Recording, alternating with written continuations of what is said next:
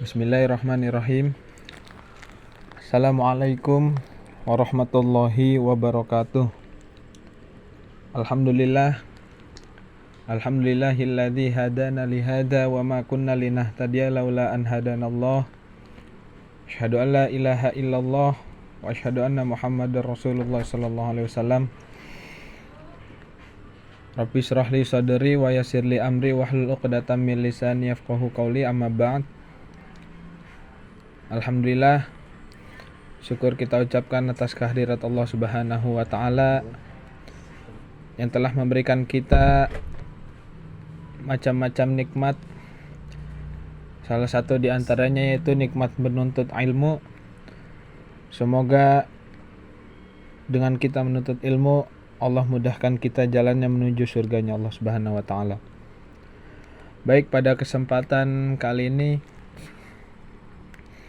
saya akan membahas tentang tafsir tematik ekonomi syariah sebagai tugas ujian akhir semester dosen pengampu, yaitu Ustadz Dr. Haji Ahmad Alim LCMA. Semoga Allah senantiasa memberikan beliau sehat dan umur panjang. Baik, untuk mempersingkat waktu,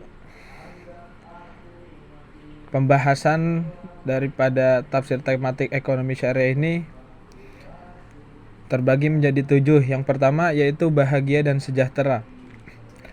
Kemudian yang kedua yaitu ada fikih zakat. Ketiga, konsep berkah. 4, solusi hidup. Kelima, modal usaha, modal sosial.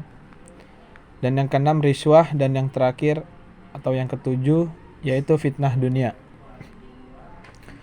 Baik, langsung saja masuk bab pertama, yaitu bab bahagia dan sejahtera. Bagaimana kita mengetahui mendapatkan kebahagiaan dan sejahtera? Al-Quran mengatakan, Bismillahirrahmanirrahim, di dalam surat Al-Mu'minun ayat 1-11. Bismillahirrahmanirrahim.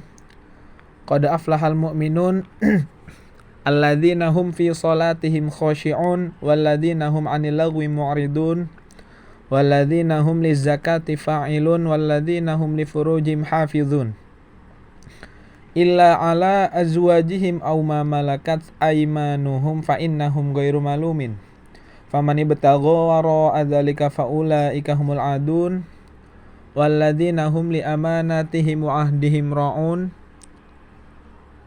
walladzina hum ala shalawatihim yuhafizun ulaika humul warithun alladzina yarithunal firdaus hum fiha khalidun. Sungguhnya beruntunglah orang-orang yang beriman, orang-orang yang khusyuk dalam salatnya, dan orang-orang yang menjauhkan diri dari perbuatan dan perkataan yang tidak berguna, dan orang-orang yang menunaikan zakat, dan orang-orang yang menjaga kemaluannya, illa ala azwajihim aw ma malakat aymanuhum fa innahum ghairu malumin, kecuali terhadap istri-istri mereka atau budak yang mereka miliki, maka sesungguhnya mereka dalam hal ini tiada tercela. Barang siapa yang mencari di balik itu, maka mereka itulah orang-orang yang melampaui batas dan orang-orang yang memelihara amanat-amanat dipikulnya dan janjinya, dan orang-orang yang memelihara salatnya. Mereka itulah orang yang akan mewarisi, yakni yang akan mewarisi surga Firdaus. Hum fiha khalidun, mereka kekal di dalamnya. Ulama memaknai dalam kalimat qad aflaha, di antaranya ada 4. Yang pertama yaitu as-sa'adah. Ada juga yang kedua baqaul khair, kemudian ada idrakul matalik, dan yang keempat ada an-nasah. Apa itu as-sa'adah? As-sa'adah mengartikan kebahagiaan atau bahagia. Kemudian baqaul khair yaitu tetapnya kebaikan. Idrakul matalik, terpenuhi keinginannya. Dan yang keempat, an-nasah, yang artinya sukses. Ibnu Katsir menafsirkan riwayat dari Ibnu Abbas radhiyallahu an, mengatakan khosyun ay khoisun sakimun. Salatnya penuh dengan ketenangan dan penuh dengan rasa takut kepada Allah Subhanahu wa taala. Nabi Muhammad SAW mengatakan kepada kita bagaimana caranya supaya khusyuk di dalam salat. Nabi bersabda, "Shollu kama ra'aitumuni usolli." Salatlah seperti kalian salatnya. Nabi bersabda, "Salatlah seperti kalian salatnya orang hendak mati." Mohon maaf, tadi dalilnya bukan yang itu. Nabi juga mengingatkan bahwa kalau seandainya hati orang ini khusyuk, maka anggota badannya pun ikut khusyuk. Sebab apa? Sebab apabila hati sudah khusyuk, maka seluruh anggota badan kita maka ikut khusyuk. Makanya hati itu adalah bagian terpenting ketika kita menghadap Allah Subhanahu wa taala. Sebab apabila hati sudah bersih, hati khusyuk, maka ibadah-ibadah kita pun insyaallah akan lebih ikhlas semata-mata karena ridhonya Allah Subhanahu wa taala. Kemudian Ibnu Katsir menafsirkan kata al-lugawi mulai meninggalkan perbuatan perkara-perkara thayyib atau kebaikan. Kemudian orang yang amanah, kebahagiaannya ditentukan oleh budaya amanah. Amanah seperti apa? Amanah terhadap janjinya. Amanah seperti apa lagi? Amanah terhadap lisannya. Khianat sifat orang munafik. Wahai orang yang beriman, janganlah kamu mengkhawatirkan Allah dan Rasulnya, dan janganlah kalian mengkhianati amanah. Kemudian mereka yang menjaga kematiannya kecuali terhadap istrinya ataupun ibadah mereka, maka mereka tidak akan tercela menjaga atau kesucian diri atau kehormatan diri. Selanjutnya adapun ayat ketiga terhadap orang yang menunaikan zakat. Nabi mengatakan hendaklah menjauhi sifat kikir, sebab sifat kikir adalah penyebabnya rusaknya umat terdahulu. Baik, langsung saja kita masuk ke bab berikutnya, itu bab 2, yaitu tentang fikih zakat. Allah Subhanahu wa taala berfirman di dalam Quran surat At-Taubah ayat 109. Bismillahirrahmanirrahim. Khudz min amwalihim shadaqatan tutahhiruhum wa tuzakkihim biha wa shalli 'alaihim. Inna salataka sakanul lahum wallahu sami'un alim. Ambillah zakat dari harta mereka guna menyucikan dan membersihkan mereka, dan doakanlah mereka karena sesungguhnya doamu adalah ketentraman bagi mereka. Wallahu sami'un alim, dan Allah Maha mendengar lagi Maha mengetahui. Secara bahasa memiliki makna yaitu keberkahan, tumbuh, suci, perbaikan atau islah. Fungsi diantaranya yaitu ada fungsi tazhir dan fungsi tazkiyah. Apa itu fungsi tazhir dan fungsi tazkiyah? Fungsi tazhir itu berupa mensucikan dan dapat mengembangkan harta. Fungsi tazkiyah yaitu bersih, berkembang, berkah. Nah, itu adalah fungsi tazkiyah. Nah, hasil zakat yaitu bagaimana mengetahui manfaat hasil zakat. Kelebihan yaitu atau manfaat daripada hasil zakat, yang pertama meningkatkan income atau daya beli sehingga perputaran ekonomi di tengah masyarakat itu berjalan dengan seimbang.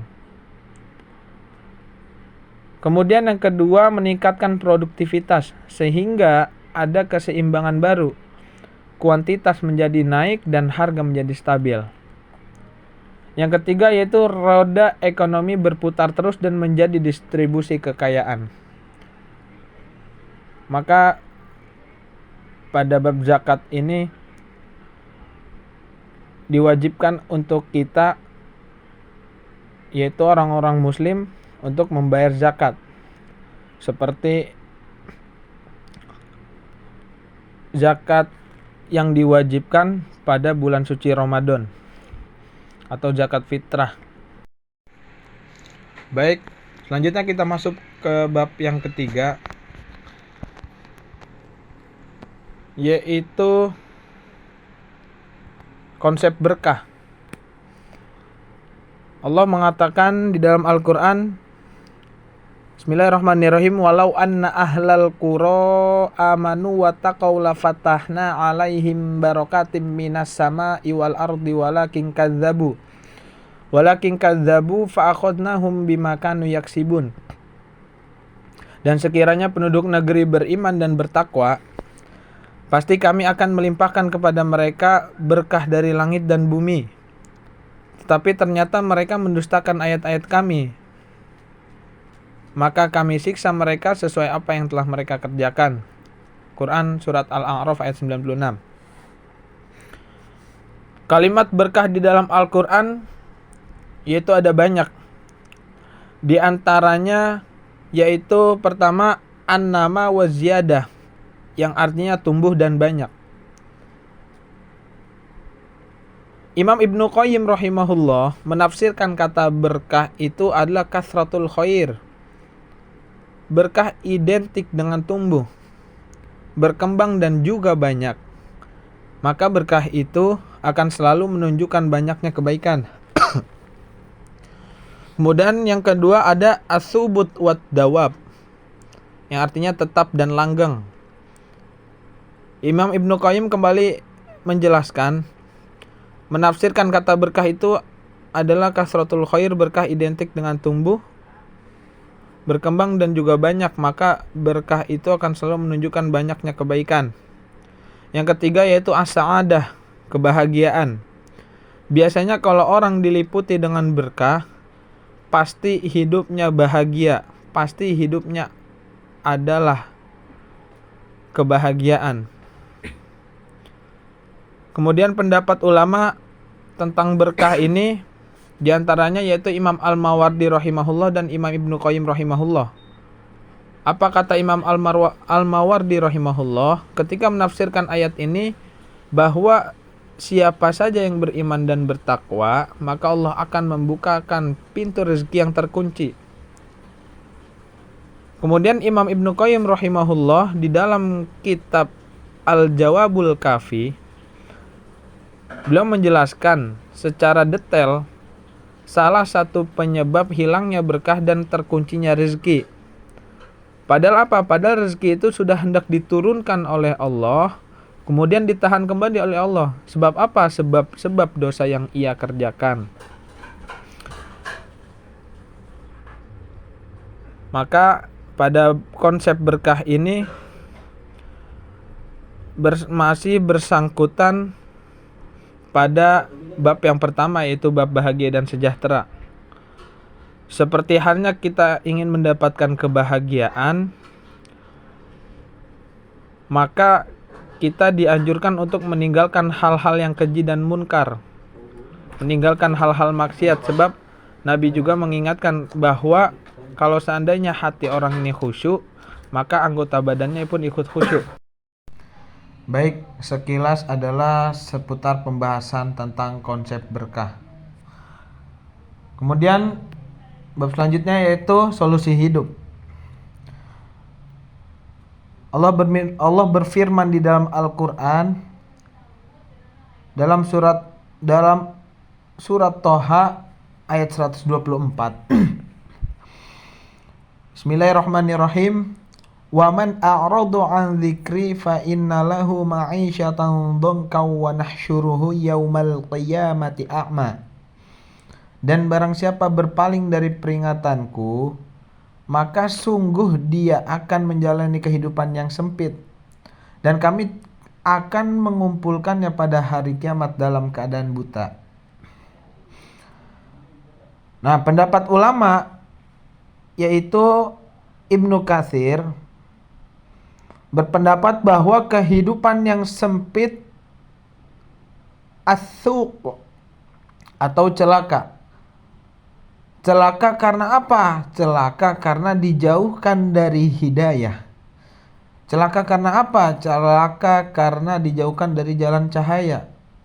Celaka karena dijauhkan dari jalan keimanan, sehingga hidupnya jalannya bengkok, sehingga hidupnya jalannya bukan lurus. Dan kemudian di dalam tafsir dijelaskan bahwa ketika seorang diberikan kehidupan yang sempit, yaitu gelisah hati, gelisah di dalam hidupnya, bingung ragu dalam hidupnya, tidak ada ketenangannya, tidak ada lapang di dalam dadanya, maka ini juga masih ada sangkut pautnya terhadap bab sebelumnya, yaitu konsep berkah, dan bab yang pertama yaitu bab bahagia dan sejahtera. Ini masih bersangkutan. Solusi hidup, bagaimana agar kita mendapati solusi hidup agar mencapai kebahagiaan? Bagaimana caranya agar kita mendapat hidup yang berkah, itu seperti apa? Pada bab-bab tersebut sudah dijelaskan. Nah, pada bab modal sosial ini, pada bab solusi hidup ini, maka bersangkut paut, yaitu dalam hal untuk mendapatkan kebahagiaan, keberkahan. Ya, caranya apa? Ya dengan kita melakukan sesuatu yang selalu mendekatkan kita kepada Allah, agar kita dijauhkan dari gelisah hati, agar kita mendapatkan ketenangan dan kebahagiaan. Solusinya yaitu dengan kita selalu beribadah kepada Allah dengan cara mematuhi perintahnya dan menjauhi larangannya. Insya Allah keberkahan, kebahagiaan dalam hidup pun kita akan menemukan solusi yang sangat baik. Dan kemudian penyebab berpaling kepada Allah, yaitu diantaranya syahwat dan syubhat. Syahwat, Ibnu Jauzi rahimahullah menjelaskan bahwa syahwat ialah segala sesuatu yang membuat orang itu condong terhadap sesuatu yang membuat dirinya senang. Nah, itu namanya syahwat. Kalau syubhat itu bermaksud berawal dari keraguan atau ketidakjelasan yang faktor penyebab seseorang tersesat di jalan Allah. Nah, ini penyebab berpaling kepada Allah Subhanahu wa taala. Baik, kita masuk bab kelima, yaitu modal sosial. Di dalam Al-Qur'an Allah jelaskan, innamal mu'minuna ikhwatu fa aslihu baina akhwaikum wattaqullaha la'allakum turhamun. Orang-orang beriman itu sesungguhnya bersaudara, ikhwah. Sebab itu damaikanlah, perbaikilah hubungan antara kedua saudaramu, dan takutlah terhadap Allah. La'allakum turhamun, supaya kamu mendapatkan rahmat. Quran surat Al-Hujurat ayat 10. Jadi kawan-kawanku, hal sosial sangat berguna dalam bidang ekonomi. Disebabkan jika hubungan sosial tidak baik, maka sangat mengganggu keutuhan ekonomi sendiri dan penyebab ekonomi harmonis dengan sosial yang baik.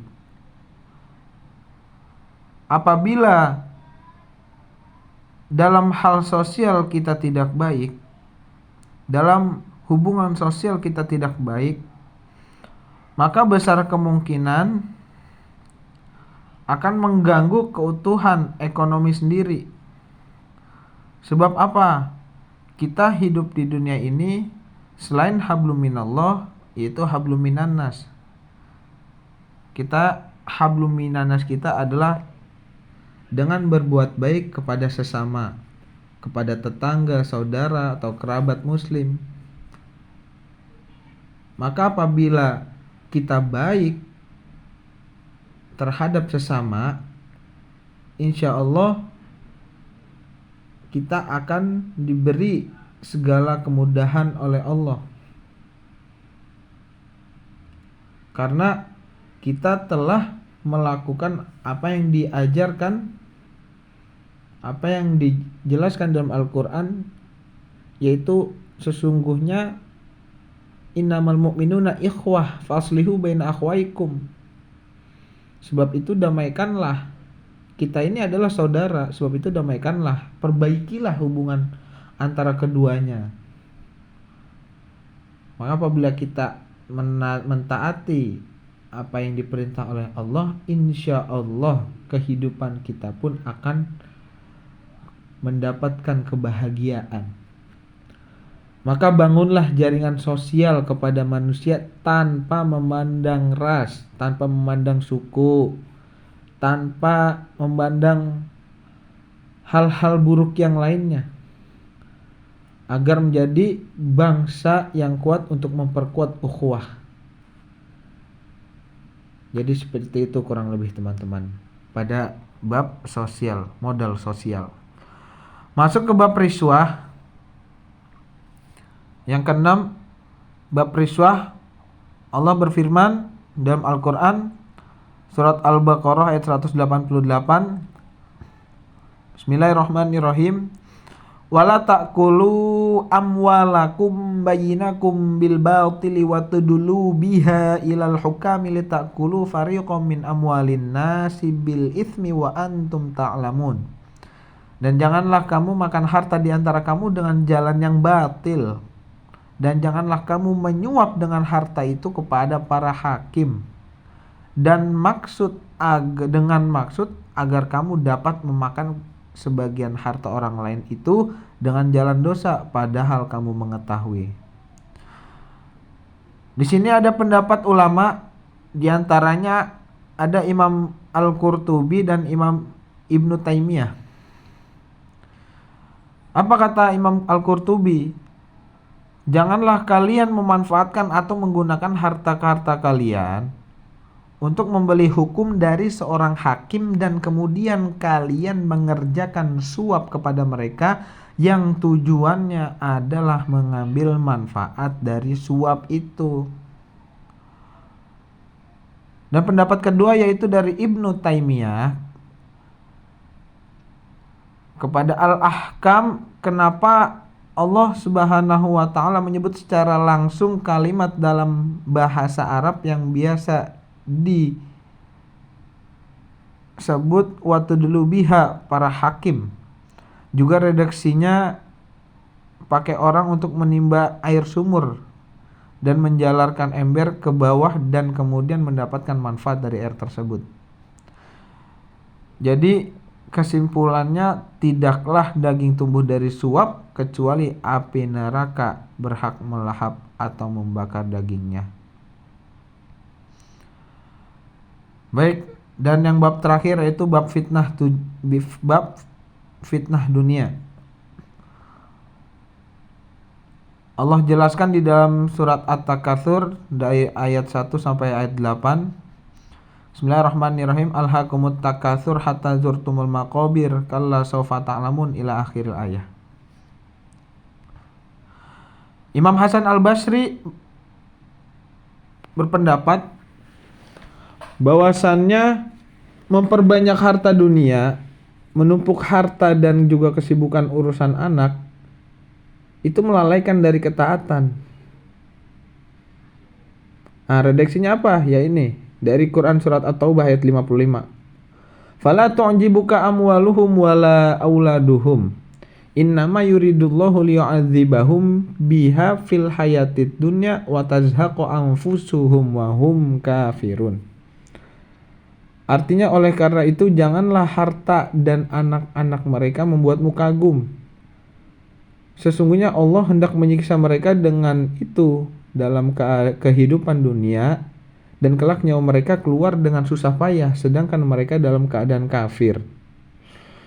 Sebagaimana dalam tafsir Ibnu Katsir, kedua kabilah ini saling membangga-banggakan, saling memamerkan harta kekayaan masing-masing terhadap suku dan miliknya. Siapa kedua kabilah tersebut? Kedua kabilah tersebut ialah Bani Harits dan Bani Haritsah. Akhirnya kedua kabilah beranjak ke kuburan melihat makam-makam terdahulu dan berkata seorang, mereka, kenapa kita harus berbangga-bangga yang kita punya? Dan kita juga sama seperti mereka tertimbun tanah.